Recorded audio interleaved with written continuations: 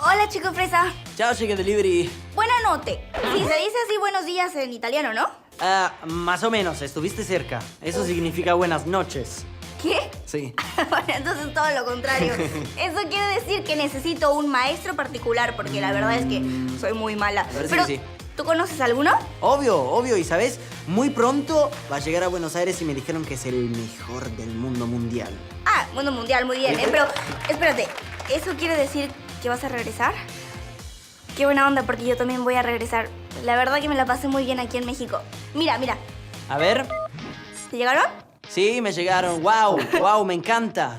¿Sabes? Yo también estuve recorriendo un poco Italia, fui a hacer buceo en las grutas de Capri, patiné un poco por las calles de Roma y también, ¿sabes? Visité mi cafetería preferida donde hacen el mejor café ristretto del mundo. Increíble.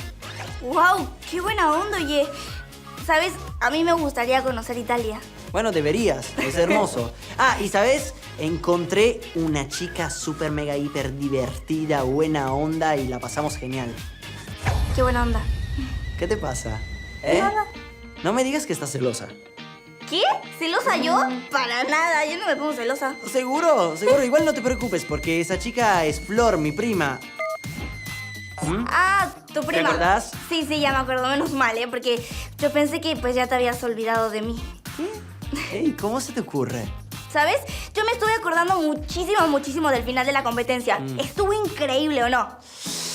¿La competencia ¿Sí? o el beso? A ver, contame un poco.